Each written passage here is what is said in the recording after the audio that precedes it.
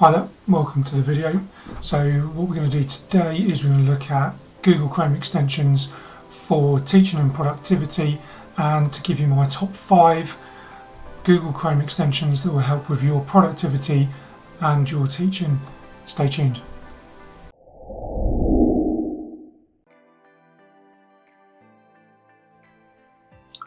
So the first extension we're going to look at is something called Turn Off the Lights. So this is one of my videos about how I'm using the Surface Go 2.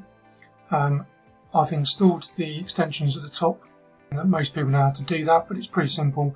You go to the Chrome store and you go to the extensions, and you can then download it. This one here is Turn Out the Lights. So if I just click on that, you can see there what's happened is around the outside has all gone dark, meaning that you're left with your focus mainly being on the video that's on the screen. You're not distracted by anything around you, so you can keep students focused, or your focus on the actual video itself, which is really useful. So the second one is actually going to be OneNote and how to do a web clipping from OneNote, so it goes into your OneNote folders and your OneNote notebook. So I've come to the Guardian article. So this could be, any article of your choice. This could be something to do with geography or an environmental session, and we want to take that whole article and put it into our OneNote folder. So I'm going to click on OneNote, and you can see we have a number of options. I can take the full page, a region, the article, or bookmark it. This is showing me what it's going to take and put into my OneNote notebook. It tells me where I want to put it, and I click on clip, and then once I've clicked clip, it will then send it to my OneNote, to my quick notes, which is where I was going to send it to, by going into the location and quick notes. Then from there, once I'd clicked it, it appears in my OneNote notebook on the tab that I wanted it to do, and then from here I can annotate, I can highlight, and I can use it how I need to within OneNote. So the third extension we're going to look at is called Print Friendly. I'm going to stay with this Guardian article, and this is really useful, I think, when you're back in school or you're in your organisation. You want to save paper, you only want to print off or give to students the exact piece that you want them to. You don't want any of the information around it or any of the titles or advertising, so you can just print off the article as you need it. So this is the Print Friendly one. So I click on Print Friendly, and it will then bring up a box with the article or with the web page that you've asked for it to print for you, and you have the opportunity to adjust the page and remove things if you don't want them there. So you can see here all the advertising has been removed from around it.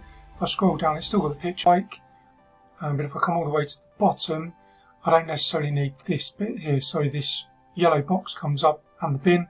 Just click on the bin, get rid of all these bits that I don't really need to print off, or I don't want students to see for whatever reason. Get rid of that one,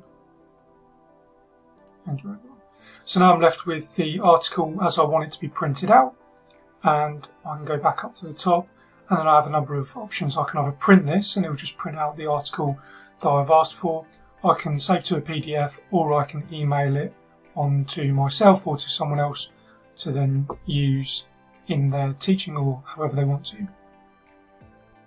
The fourth extension we're going to look at is something called Bitly.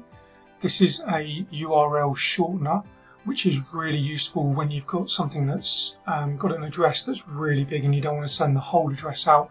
You just want to send a very short snippet that can be clicked on. It doesn't take up a load of space in an email or on a slide.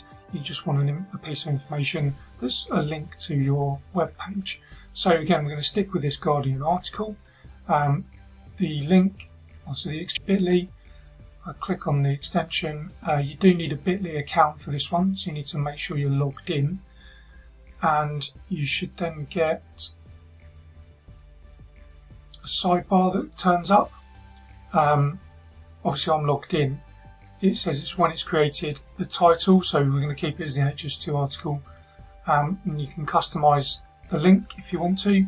So I could go in here and I can make this project 11, and then I need to just click enter, and then I can copy that. It says it's copied, so I don't need this open anymore. If I then go to another web browsing tab, paste in, you can see there's the bit.ly link that was created. If I press enter, it should then take me to that Guardian article that we were just looking at. So it's a way of shortening the URL to allow you to send it on or put it into a PowerPoint or another document. Fifth one is called OneTab. This is really useful to give students all the websites they might need for a session, or to pass over to colleagues websites that they may need to access.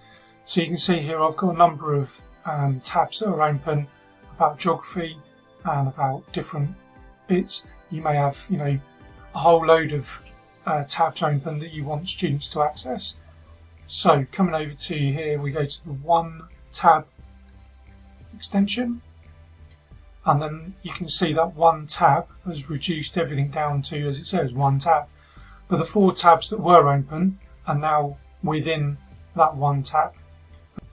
And when you click on share it, you'll then have a web page come up that has a QR code on the top, and then you can give that to students, put it into your PowerPoint or your lesson resources, and then they can scan that with their mobile phone or their tablet, and it will take them straight to the tabs that you want them to go to. They don't have to search through Google, they don't have to spend time and waste time looking for all the resources that you want them to use. They're all there ready for them to go, and they can just get on with it. So they're the 5 Chrome extensions that I would recommend to people for productivity. So if you got something from this video and you liked it, then please hit the like button. It helps me out, and it helps get the video out to other people so they can see the extensions that would be useful for them for their productivity. Thanks very much.